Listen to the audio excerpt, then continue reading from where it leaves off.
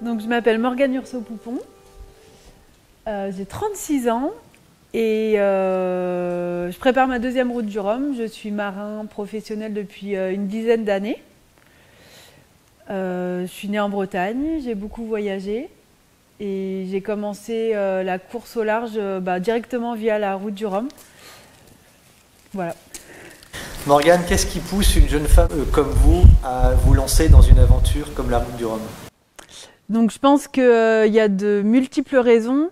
Ça dépend vraiment du parcours personnel de chacun. Moi, c'est vraiment l'amour de la navigation et de la mer qui m'a poussée à me lancer dans cette aventure. En fait, j'ai décidé un petit peu comme un coup, une envie subite comme ça de me lancer dans la route du Rhum en 2017. Et c'est après 5 années de navigation dans le Grand Sud que je me suis sentie prête en fait à naviguer en solitaire. Et c'est vraiment l'envie de naviguer en solitaire qui m'a poussée à faire la route du Rhum. Et avant mon départ de la route du Rhum en 2018, j'avais seulement navigué 4 jours toute seule, 4 jours en solitaire. Donc c'était plus une envie d'aventure que de compétition qui m'a motivée lors de cette première route du Rhum. Mais c'est l'envie d'être seule, Morgane ? Ouais, c'est l'envie d'être seule, c'est l'envie de me surpasser et aussi l'envie de continuer à apprendre à naviguer, de continuer à performer en fait en tant que marin. Je me suis dit que la route du Rhum, c'était un excellent accélérateur d'apprentissage.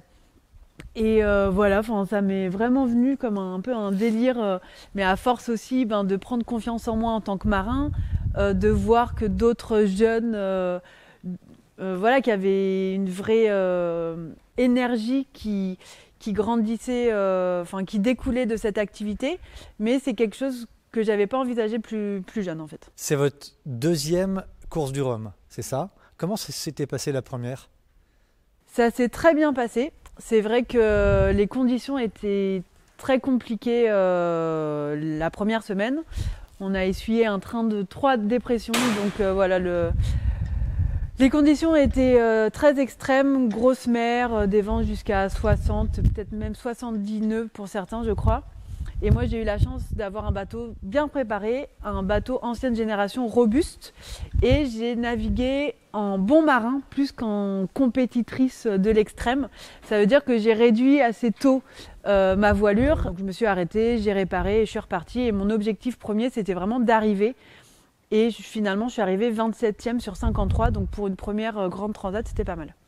Vous avez dû entendre parler forcément, Morgane, de l'Hécatombe de 2002, où ça a été vraiment une édition dantesque, où 3 simplement des multicoques de classe 60 sont arrivés là-bas, sont arrivés à Pointe-à-Pitre. Est-ce que ça vous fait peur d'être confronté à des conditions de mer importantes, enfin en tout cas très dures, comme celles qu'ont pu vivre les navigateurs de 2002 ? Vous avez pensé à ça ? Forcément, il y a des moments où quand on se projette sur ce qui nous attend, il y a quelques angoisses de perdre son mât, même pas forcément quand il y a beaucoup de vent, mais on a toujours le risque de percuter un ovni. Donc oui, il y a quelques angoisses. Si c'était un métier facile, ça serait pas drôle. Mais c'est vrai que moi, j'ai appris vraiment à naviguer dans le Grand Sud, en fait, plus jeune quand j'avais 12-13 ans et vraiment de manière professionnelle à partir de 23 ans parce que c'est vraiment mes 5 années de navigation dans le milieu du charter et de l'expédition qui m'ont formée en tant que marin. Donc j'ai vraiment l'habitude des grosses conditions, plus que de la régate ou que de la compétition. Donc je suis habituée à ça, j'ai la chance de ne pas avoir le mal de mer. C'est pas une hantise en fait pour moi la tempête. Et en plus, j'ai un monocoque. C'est pas le plus grand, mais il fait 12 mètres 20, c'est un classe 40. Donc c'est moins dangereux que les multicoques et c'est un bateau que je connais bien, qui est fiable. Donc ça me fait pas particulièrement peur en fait. Vous vous sentez plus en sécurité dans un monocoque qu'à bord d'un cata ou d'un trimaran ? Oui, clairement. La réputation des multicoques, c'est qu'ils sont plus stables à l'envers qu'à l'endroit. Donc c'est des bateaux qui sont très extrêmes. Forcément, quand s'agite qu'ils se retrouvent sur une coque, ils ont plus de chances de se retourner que nos monocoques qui ont un lest qui se redresse facilement. Donc ouais, on est de toute façon plus en sécurité sur nos monocoques que sur les multis. Qu'est-ce qui fait la différence, Morgane, entre une femme navigatrice et un homme? Est-ce que vous êtes sur un même pied d'égalité ou pas? Comment est-ce que vous sentez face à cette quantité impressionnante de navigateurs hommes finalement dans ce monde qui est très marin? On parle d'ailleurs plus de monde marin que de monde marine. Mais... C'est vrai qu'il y a encore quelques générations, les femmes portaient malheur sur les bateaux.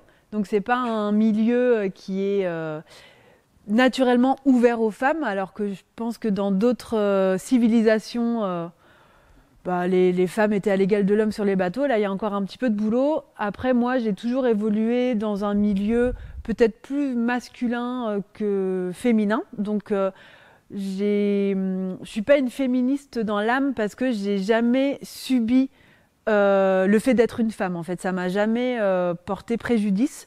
J'ai toujours été à l'égal des hommes dans tout ce que je faisais.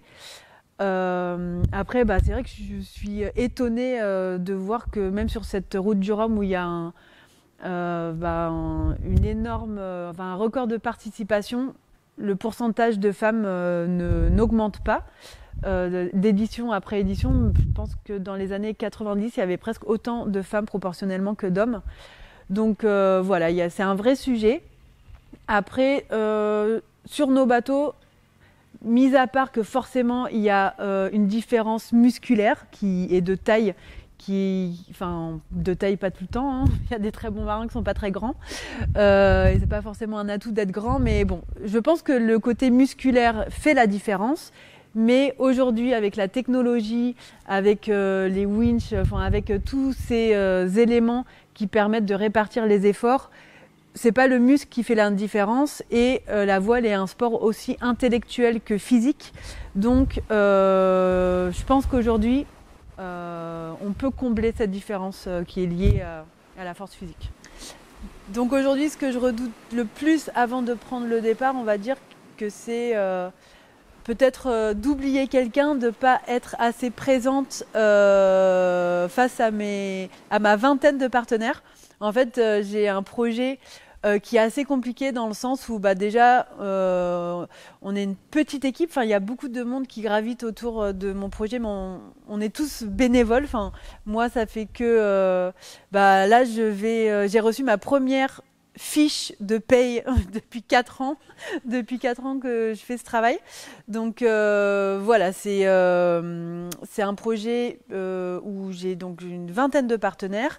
Donc il va falloir que je trouve le temps de m'occuper de tout le monde, de pouvoir être présente, de pouvoir être disponible pour toutes ces personnes qui vont venir parfois de loin pour voir le bateau, pour passer du temps avec moi.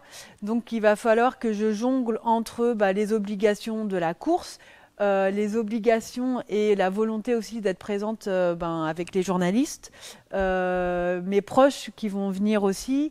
Donc voilà, c'est vrai que là, depuis plusieurs semaines, le rythme s'accélère de manière très intense. Il faut que je trouve le temps aussi de me reposer, de me préparer, de me concentrer vraiment sur la course parce que là, j'ai l'impression de plus faire de l'événementiel que de la course au large. Donc voilà, il y a énormément de choses à faire, mais j'ai une super équipe là qui se rend de plus en plus dispo parce que ils travaillent tous, ils ont tous une vie à côté de ce projet Route du Rhum, mais là on est bien, tout commence à être bien calé, donc je vais être prête et je vais pouvoir remplir tous mes objectifs. Le bateau est prêt. Le bateau est prêt, j'attends juste mes voiles qui sont encore en cours de décoration. On a prévu de naviguer demain pour terminer la banquimage, donc tout est très short, mais on va être dans le timing, il n'y a pas de péril en la demeure. J'ai un bateau d'ancienne génération, ça va être le plus vieux, classe 40, c'est le numéro 30. Donc voilà, tous nos bateaux, tous nos classes 40 naissent avec un numéro. Quand ils sortent de chantier, un numéro leur est attribué. Le mien, c'est le 30, et aujourd'hui, les derniers qui sortent de chantier, c'est les numéros 190. Donc sur certaines allures, mon bateau va parfois aller à 7 nœuds moins vite que les autres. Donc forcément, je ne vais pas pouvoir rivaliser. Donc je ne prétends pas à la victoire et mon projet est moins compétitif que d'autres. Mais on est 55 classes 40, il peut se passer énormément de choses. mon objectif, c'est bien sûr d'en mettre un maximum derrière. C'est de faire des belles trajectoires, d'être contente de moi. Je sais que j'ai énormément progressé depuis 4 ans, donc je sais que je ne serai que meilleure forcément. Et c'est aussi de raconter des belles histoires, de pouvoir communiquer, de pouvoir continuer à communiquer pendant la course avec les écoles, avec mes partenaires, avec les gens qui me suivent. Donc voilà, c'est plus une compétition pour ma deuxième participation qu'il y a 4 ans, mais forcément, il y aura beaucoup de bateaux devant moi. Merci beaucoup, Morgane. Qu'est-ce qu'on dit à une navigatrice avant qu'elle parte? On lui dit bon vent? On lui dit bon vent. Bon, bonne chance en tout cas. Merci pour ce moment. Merci, Morgane.